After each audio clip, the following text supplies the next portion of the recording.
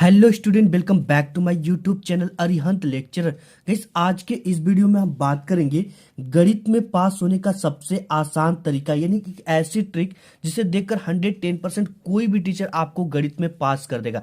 अगर आपकी भी मैथ कमजोर है या आप एक टॉपर स्टूडेंट हो बट आपको बोर्ड एग्जाम में कोई भी मैथ का क्वेश्चन नहीं आता, तो उसे आपको कैसे लिखना है, यानी क्या ट्रिक लगाना है कि 110% आप उसमें पूरे के पूरे नंबर आपको मिल जाए।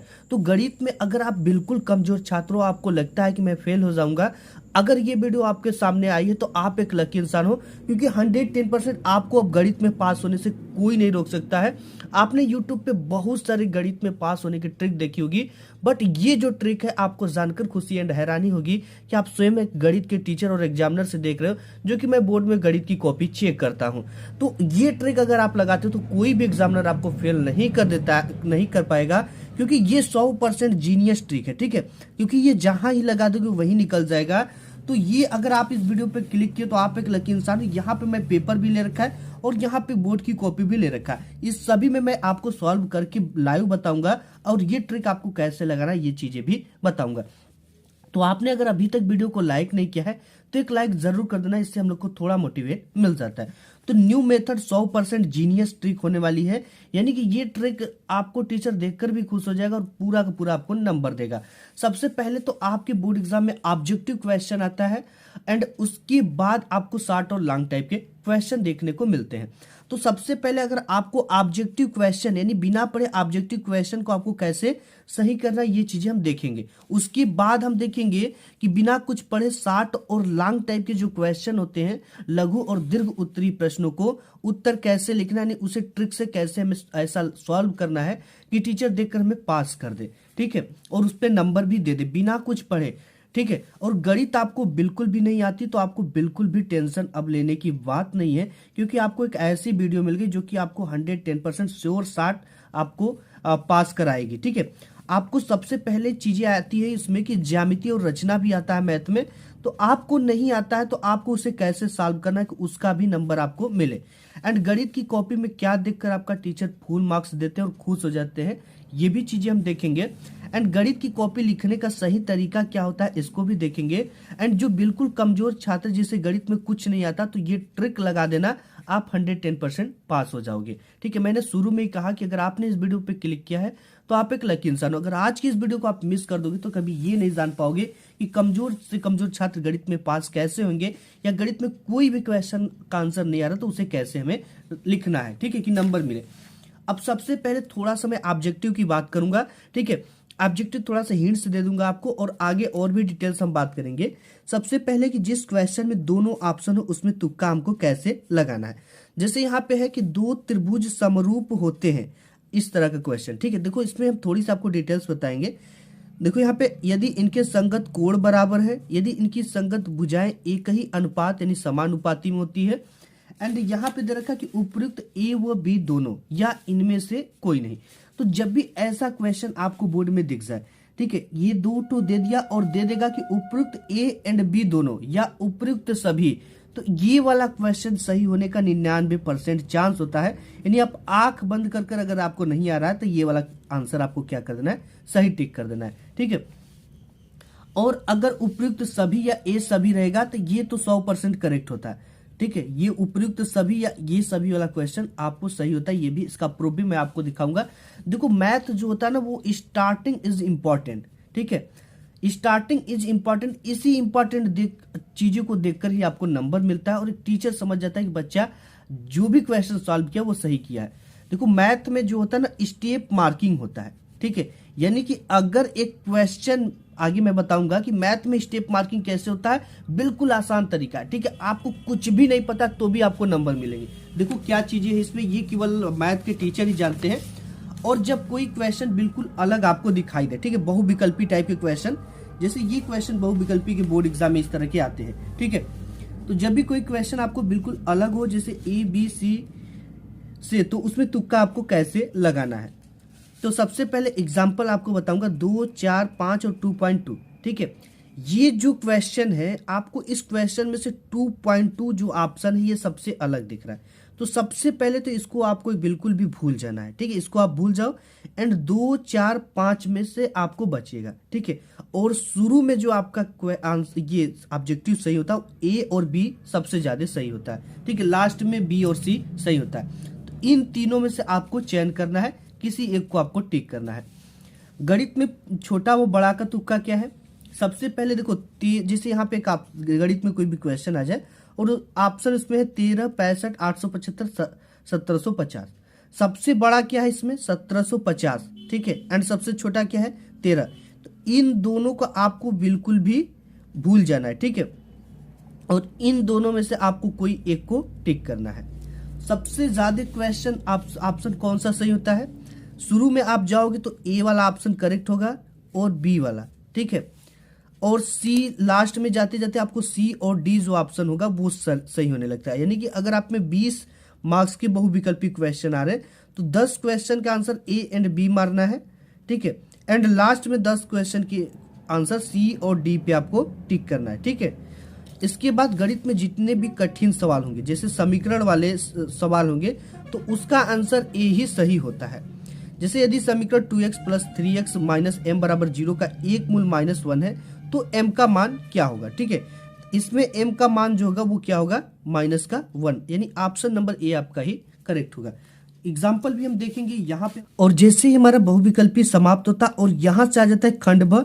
खंड भ में आपको मिलता है लघु उत्तरीय टाइप के प्रश्न, जिसमें से आपको अगर इसमें क्वेश्चन नहीं आता तो इसके आंसर कैसे लिखने हैं कि आपको 110% मार्क्स मिले, ठीक है। जैसे यहाँ पे एक क्वेश्चन है कि यदि समीकरण a = x² + 5x + 8 तथा b = -2 हो तो a + b का मान ज्ञात कीजिए, ठीक है। ऐसा क्वेश्चन दे देगा या तो ऐसा क्वेश्चन दे देगा या तो और भी क्वेश्चन देगा। तो उसको आपको अगर नहीं पता है तो आपको कैसे सॉल्व करना है। सबसे पहले हमने बताया कि मैथ में क्या होता है? स्टेप मार्किंग होता है और स्टार्टिंग इसका इंपॉर्टेंट होता है, ठीक है। तो सबसे पहले आपको इस कॉपी पर अपने आना है, ठीक है। बोर्ड की कॉपी लेना है एंड ब्लैक पेन का यूज कर सकते हैं, ब्लैक स्केच का आप यूज कर सकते हो। यूज करने से पहले आपको ऊपर क्या डाल देना है? हम क्या कर रहे हैं? खंड ब कर रहे हैं, तो यहाँ पे सबसे पहले ऊपर क्या डाल देंगे? खंड ब हमने डाल दिया। इसके नीचे स्केल से डबल पाई खींच देंगे। इसके बाद खंड ब में क्या है? लघु उत्तरीय टाइप के प्रश्न है, तो यहाँ पे हमें लिखना है लघु उत्तरीय प्रश्न। तो ये कोष्टक में हो गया लघु उत्तरीय प्रश्न। अब इसके बाद हमें क्या डालना है? प्रश्नोत्तर संख्या 21 है तो डाल देंगे यहाँ पे प्रश्नोत्तर संख्या 21।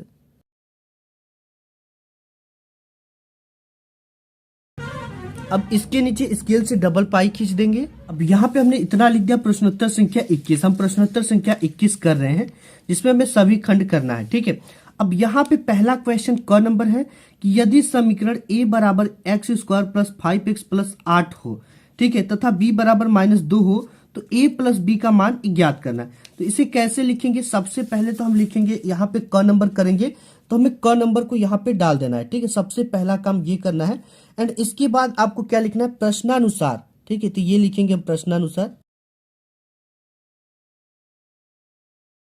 प्रश्नानुसार के बाद एक कामा लगाना है एंड इसके बाद नीचे लिखना है दिया है, यानी कि जो भी वैल्यू दिया गया है उस वैल्यू को यहाँ पे आपको लिखना है। तो वैल्यू क्या दिया है? a बराबर आपका क्या दे रखा है? एक समीकरण दे रखा है। उस समीकरण को सबसे पहले में क्या कर देना है? लिखना है, ठीक है। तो यहाँ पे समीकरण है x² + 5x + 8। तो यहाँ पे हम लिख देंगे x² + 5x + 8। यहाँ पे हमने लिख दिया, ठीक है। एंड और इसके बाद b बराबर भी कुछ दे रखा है तो हम b बराबर यहाँ पे लिख देंगे कि b बराबर कितना दे रखा है? -2 दे रखा है। तो यहाँ पे हम लिख देंगे b बराबर -2 है, ठीक है। अगर ये सेमी में है, मीटर में है, कोई समीकरण है तो आपको उसके जो सेमी मीटर वो आगे जरूर लिखने हैं, ठीक है। यानी जो वैल्यू दिया गया उसको जरूर लिखना है। इतना हमने लिख दिया। b बराबर -2 है, ठीक है। अब हमें पूछ रखा है कि a + b का मान ज्ञात कीजिए। तो हम यहाँ पे लिखेंगे कि हमें a + b बराबर क्वेश्चन मार्क, यानी ज्ञात करना है। हम इसको ये भी ऐसे लिख सकते हैं, ज्ञात करना है, ज्ञात करना है, ठीक है। a + b की वैल्यू हमें ज्ञात करना है। अब इतना चीजें हमने लिख दिया। अगर आपको ये चीजें समझ में आती, अब इसके बाद क्या लिखेंगे? यहाँ पे लिखेंगे ज्ञात करने के बाद हल, ठीक है। तो यहाँ पे हम हल लिख देंगे। हल के लिए हमें क्या करना है, अगर आपको ये आता है कि ए और बी का वैल्यू दे रखा है तो हम तो सिंपली यहाँ पे पुट कर सकते हैं। जैसे यहाँ पे अगर हम पुट करना चाहें तो ए का वैल्यू क्या है प्लस बी हमको ज्ञात करना है। ठीक है, तो हमें लिखेंगे कि दिया है ए बराबर इतना और बी बराबर इतना दिया है। ए की वैल्यू को हम उठाकर रख देंगे यहाँ पे x square plus 5x plus 8। ठीक है, देखो कुछ भी आपको अपने से दिमाग नहीं लगाना पड़ा और यहाँ पे प्लस का सिंबल है तो प्लस लगा देंगे और b बराबर क्या है माइनस का 2 है तो माइनस का 2 यहाँ पे हम रख देंगे।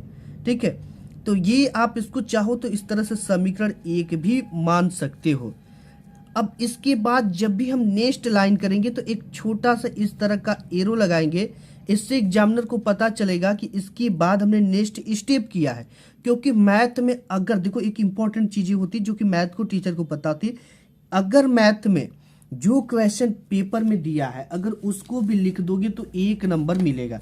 ठीक है, अगर ये 2 नंबर का है, अगर इस पूरे क्वेश्चन को ही आप लिख देते हो कॉपी में तो आधा नंबर आपको मिलेगा ही मिलेगा। ठीक है, ये रूल होता है मैथ में। मैथ में स्टेप मार्किंग होता है, अगर एक लाइन भी कर दिए ना इतना तो भी आपको नंबर मिलेगा। ठीक है, अब इतने के बाद अगर हम इसे हल करना चाहे तो देखो यहाँ पे सिंपली पहले तो हम इसे हल करेंगे और ये वाला सिंबल आपको जरूर लगाना है। तो यहाँ पे हो जाएगा आपका x square plus 5x plus 8, इसके बाद प्लस और माइनस मिल जाएगा तो माइनस हो जाएगा माइनस का 2। ठीक है, ये हो गया। अब इसके बाद हम फिर ये वाला सिंबल लगाएंगे। ठीक है, ये वाला, इससे पता चलता है कि हमने नेक्स्ट स्टेप किया है। अब यहाँ पे जैसे ये हो गया x square plus 5x plus 8 में से 2 गया आपका बच गया क्या 6, ये हो गया। ठीक है, अब देखो यहां तक हमें कुछ भी नहीं करना पड़ा। अगर सिंपली यहां तक भी हम करते तो भी हमें 1 नंबर मिलेगा ही मिलेगा। अगर कुछ हमको पता है थोड़ा बहुत ही क्वेश्चन से ही हम निकाल रहे हैं तो भी हमको नंबर मिलेगा। ठीक है, और जो भी इसका आंसर लिखेंगे हम लास्ट में, अगर सही लिखे तो ब्लैक पेन से, अगर गलत लिख रहे हो तो आपको ब्लू पेन से ही लिखकर लास्ट में आंसर लिख देना है। ठीक है, आंसर ब्लैक पेन से आपको लिख देना है और जब भी आंसर लिखोगे इसे ब्लैक पेन से गोट कर बंद कर दोगे। ये तो अभी और निकलेगा। ठीक है, ये अभी इसका हम क्या करेंगे समीकरण बनाकर निकालेंगे इसका। तो अभी आप चाहो ना, जैसे कि आपको इतना ही आ रहा है इसके आगे नहीं आ रहा है तो आपको ब्लैक पेन से इसे इस तरह से गोट देना है। ठीक, या तो आप अगर सही नहीं लगता कि नहीं कियो तो ब्लू पेन से गोटो एंड लास्ट में क्या लिख देना आंसर लिख देना है।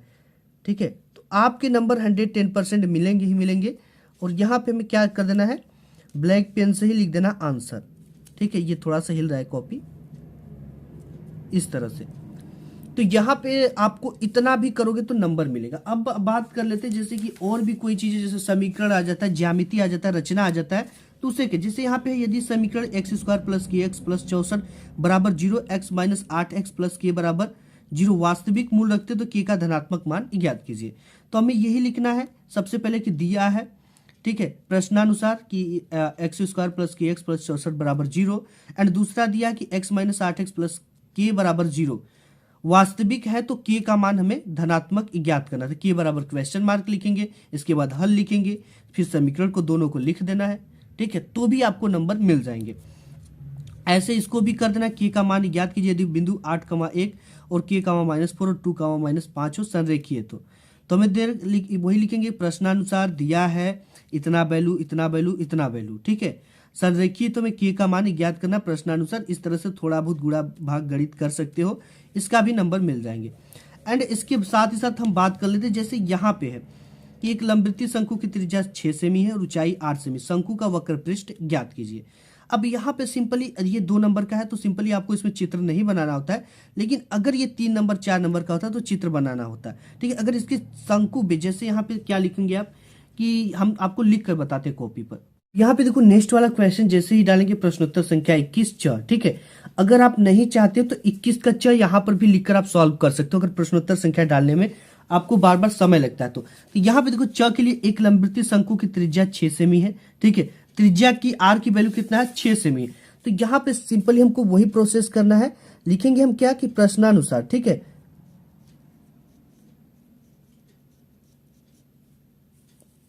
कामा लगाएंगे, इसके बाद दिया है वैल्यू लिख देंगे, जो भी मान दिया है उसको हम अपने लिखेंगे। ठीक है, आर बराबर कितना दे रखा है, आर बराबर दे रखा है 6 सेमी। तो इसको जब भी हम लिखेंगे 6 और सेमी इस तरह से इसका जो ये होता है मात्रक उसको लिखना है। ठीक है।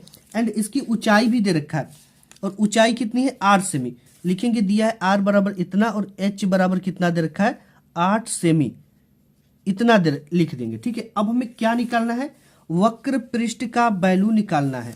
ठीक है, ज्ञात करना है, हमें क्या ज्ञात करना है, हम यहां पे लिखेंगे ज्ञात करना है वक्र पृष्ठ, ज्ञात करना है वक्र पृष्ठ, शंकु का वक्र पृष्ठ। ठीक है, तो यहां पे सिंपली हम क्या करेंगे, अगर देखो यहां तक तो हमने लिख दिया ज्ञात करना वक्र पृष्ठ, इसके बाद हम क्या लिख देंगे, लिखेंगे हल। हल के बाद अगर हमें इसकी फार्मूला पता है वक्र पृष्ठ का, अगर कुछ नहीं आता, फार्मूला थोड़ा बहुत पता है, तो भी हम इसको हल करेंगे। ठीक है, हल के लिए इतना भी अगर लिखोगे तो भी आपको यहाँ पे 1 नंबर तो मिलेगा ही मिलेगा। ठीक है, ज्ञात करना है वक्र पृष्ठ, हल अगर आपको कुछ भी आता है, जैसे इसका फार्मूला, ये वक्र पृष्ठ का फार्मूला पाई आर एल, तो वो भी आप इसको लिख सकते हो। ठीक है, यहाँ पे सब कुछ दे रखा है वैल्यू, अगर फार्मूला भी पता है तो फार्मूला भी लिखो, थोड़ा बहुत एक आध लाइन पता है तो भी आपको लिखना, इसके भी आपको नंबर मिलेंगे। एंड इसके बाद ज्यामिति वाला जैसे आ जाता है, जैसे यहाँ पे दे रखा है कि निम्नलिखित 22 नंबर की किन्हीं 5 खंडों को हल कीजिए। ठीक है, तो यहाँ पे है कि एक बिंदु ए से जो एक वृत्त के केंद्र 5 सेमी की दूरी पर है, वृत्त पर स्पर्श रेखा की लंबाई 4 सेमी है, वृत्त की त्रिज्या ज्ञात कीजिए। ठीक है, तो इसको भी उसी प्रोसेस से लिखना है। एक बिंदु ए से, ए कोई क्या है, एक बिंदु है जो कि एक वृत्त के केंद्र से एक वृत्त बना लेना इस तरह से, वृत्त के केंद्र से कितनी दूरी पर है 5 सेमी की दूरी, ये केंद्र हो गया, ये 5 सेमी की क्या है दूरी पर है। वृत्त पर स्पर्श रेखा की लंबाई 4 सेमी, ये वृत्त की जो स्पर्श रेखा की लंबाई है, जो इससे स्पर्श करके खींची गई रेखा, इसकी कितनी लंबाई है 4 सेमी है। तो वृत्त की त्रिज्या ज्ञात कीजिए। तो इस वृत्त की जो त्रिज्या है इसको हमें क्या करना है, फाइंड करना था। आर बराबर क्वेश्चन मार्क दे रखा है, यही लिखेंगे कि दे रखा है कि वृत्त के केंद्र से 5 सेमी की दूरी पर, वृत्त के केंद्र से 5 सेमी की दूरी पर एक वृत्त की स्पर्श रेखा की लंबाई 4 सेमी, इसको हमको लिखना पड़ेगा। ठीक है, क्योंकि ये जो होता है रचना वाले में, इसमें सबसे ज्यादा लिखना होता है। और एक चीज और ट्रिक बताऊंगा आपको। अब जैसे यहाँ पे है कि एक ठोस एक अर्धगोले पर खड़े एक शंकु के आकार का है, तो इसका अगर चित्र भी आप जानते, जैसे एक ठोस है, ठीक है, अर्धगोले पर खड़े एक शंकु के आकार का है, एक कोई ठोस है, ये अर्धगोला है, ठीक है, इस पर खड़े शंकु के आकार का है, शंकु इस तरह का होता है। ठीक है, शंकु के आकार का है, जिनकी त्रिज्याएं 1 सेमी है, इसकी त्रिज्या क्या है 1 सेमी, इसकी भी 1 सेमी, इसकी भी है।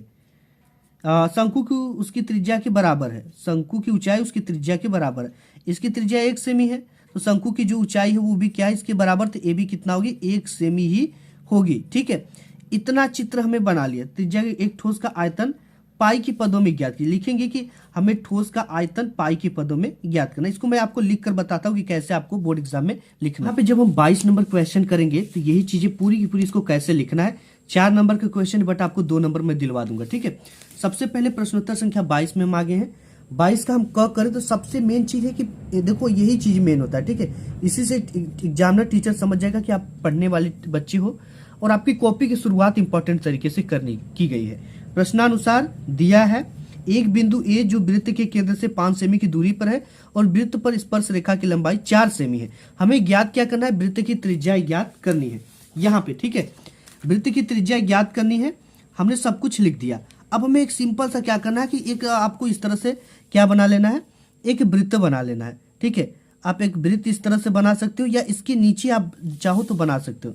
यहाँ पर भी आप बना सकते हो। एक यहाँ पे क्या ले लो, एक वृत्त ले लो जिसका केंद्र मान लेते O है और इसके 5 सेमी की दूरी पर बोल रहा है। ठीक, जो भाषा बोले उसी को आप लिखना है।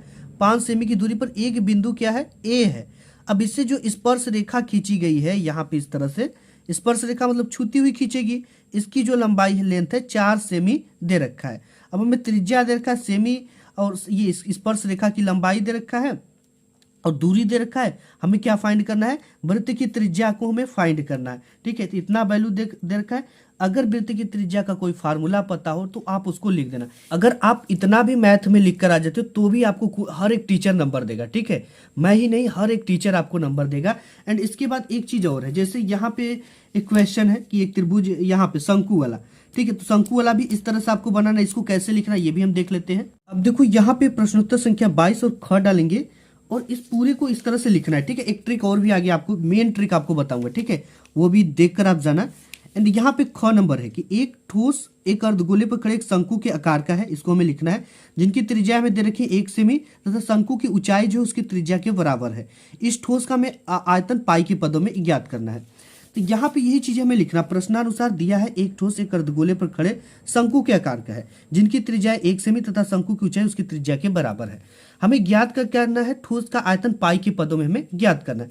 अगर ये चित्र हमें आता है, ठीक है, हमको आ रहा है कि एक ठोस है जो कि एक अर्धगोले पर, अर्धगोला हम जानते हैं कि आधा गोला इस तरह का अर्धगोला होगा, ठीक है, इस पर खड़ा एक शंकु के आकार का, शंकु हम जानते हैं कि इस तरह का होता है शंकु, ठीक है।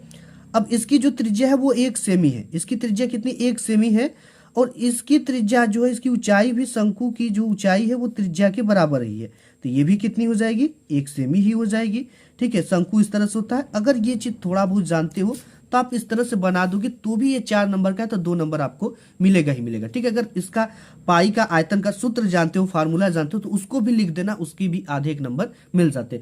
एंड ये तो चीजें हो गई, आप तो समझ गए कि यहां से नंबर। अब यहाँ पे इस टाइप के भी क्वेश्चन आपके बोर्ड एग्जाम में आते हैं, ठीक है। तो इसको देखो कैसे हल करना है। ये एक त्रिभुज एबीसीडी की भुजा बीसी पर एक बिंदु डी इस प्रकार स्थित है, इसको भी चित्र वगैरह सब कुछ बना देना। कुछ नहीं समझ में आता तो इस क्वेश्चन को ही लिख दोगे तो भी आपको 1 नंबर मिल जाएंगे। पूरे क्वेश्चन को उठाकर लिख दोगे जैसे लिखा गया तो भी 1 नंबर मिलेंगे ही मिलेंगे। अब यहाँ पे ये क्वेश्चन आ गया, निम्नलिखित बारंबारता बंटन का बहुलक ज्ञात कीजिए, ठीक है। इसको देखो कैसे सॉल्व करना है। सबसे पहले इसमें डाल देना प्रश्नोत्तर संख्या 22 अंक का उत्तर, ठीक है। इसको कैसे सॉल्व करना है और इस पे नंबर कैसे लाना है ये चीजें हम देख लेते हैं कॉपी पर। तो यहाँ पे देखो पूरी प्रश्नोत्तर संख्या 22 का हम कौन सा करें, अंगा नंबर करें। तो यहाँ पे हमें सबसे पहले तो शो करना अंगा नंबर। एंड यहाँ पे प्रश्नानुसार दिया है और पूरे वर्ग अंतराल को, ये जो बॉक्स दिया है इस बॉक्स को क्या करना हमें बना लेना है, ठीक है। बनाने का भी 1 नंबर आपको मिलेगा, ये 4 नंबर का है। यहाँ पे इस तरह से वर्ग अंतराल एंड बारंबारता बंटन का हमें बहुलक ज्ञात करना, इसको लिखेंगे। एंड इतना लिखने के बाद हम क्या लिख देंगे, हल लिख देंगे, ठीक है। हल लिखेंगे इस तरह से। एंड जैसे हल लिखेंगे, आपको अगर इसका फार्मूला पता है तो उसको लिख दो, ठीक है। बहुलक बंटन का बहुलक का फार्मूला पता है तो उसको लिख दो, या थोड़ी बहुत कुछ आती तो उसको भी लिख दो, ठीक है। तो भी आपको यहाँ पे नंबर जो है वो मिलेगा, ठीक है। तो इस तरह से आप पूरे मैथ में ये वाली ट्रिक लगा देना, 110% आप पास हो जाओगे। आज के इस वीडियो में बस इतना है, मिलूंगा एक नेक्स्ट वीडियो।